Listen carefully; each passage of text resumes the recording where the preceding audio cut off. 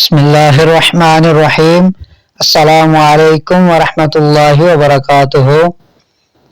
یہ ایک تاریخی حقیقت ہے کہ انسانی تاریخ کے آغاز اور خود آسمان و زمین کی تخلیق سے قبل اللہ تعالیٰ کے طے کردہ نظام کے مطابق ایک سال میں 12 مہینے ہی ہوا کرتے تھے، اور ان 12 مہینوں میں 4 مہینے ایسے ہیں کہ اسلام کی آمد سے قبل عہد جاہلیت کے عرب کفار مکہ بھی ان کی حرمت اور احترام کے قائل تھے، چنانچہ وہ اپنی جاری جنگوں کو بھی ان مہینوں میں موقوف کر دیا کرتے تھے۔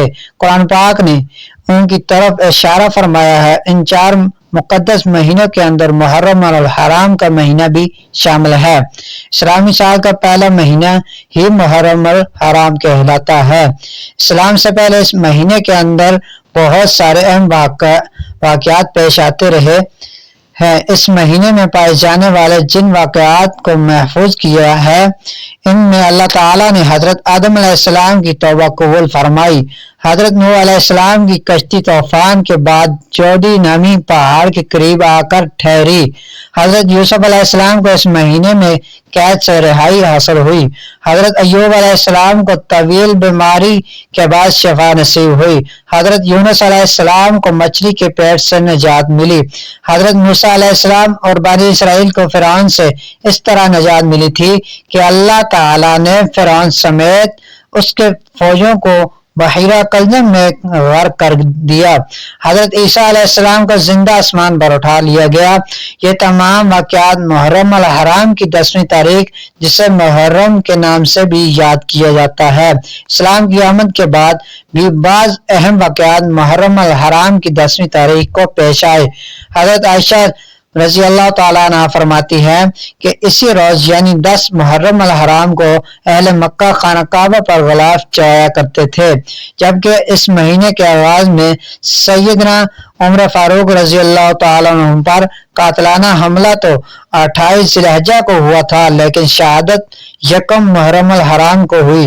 10 محرم الحرام کی تاریخ وہ ہے جس میں نواسہ رسول سیدنا حضرت حسین رضی اللہ تعالیٰ عنہ شہادت کے مرتبے پر فائز ہوئے۔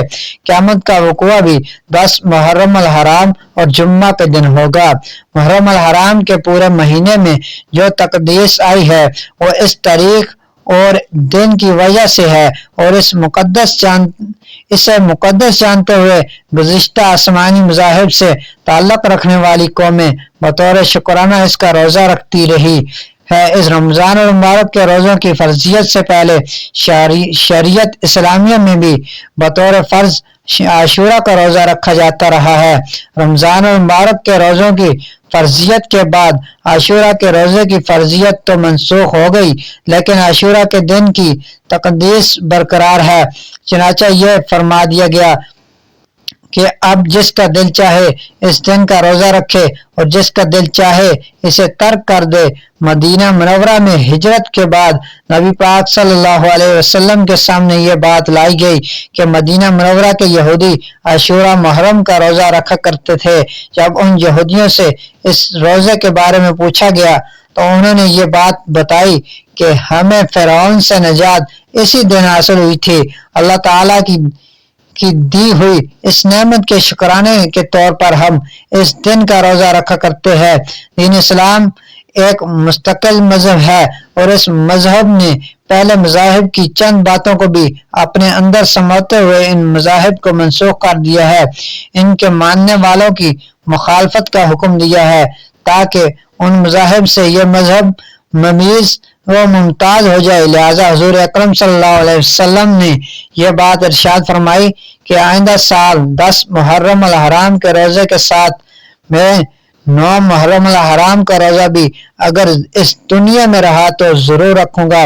محرم الحرام کی 9 اور 10 تاریخ کا روزہ رکھے، یا 10 اور 11 تاریخ کا روزہ رکھے۔ نبی اکرم صلی اللہ علیہ وسلم نے اس روزے کے حوالے سے ارشاد فرمایا، جو شخص عاشورہ کا روزہ رکھے، مجھے اللہ تعالیٰ کی ذات سے امید ہے کہ اس کے پچھلے 1 سال کے گناہ معاف کر دیے جائیں گے۔ اللہ تعالیٰ کی چھوٹی چھوٹی نافرمانیاں بڑے بڑے گناہ بغیر توبہ کے معاف نہیں ہوتے۔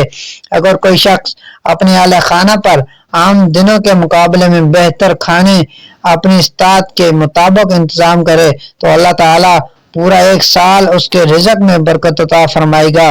محرم الحرام کو امیر المؤمنین خلیفہ سیدنا عمر بن خطاب رضی اللہ تعالیٰ عنہ کی شہادت کا واقعہ پیش آیا۔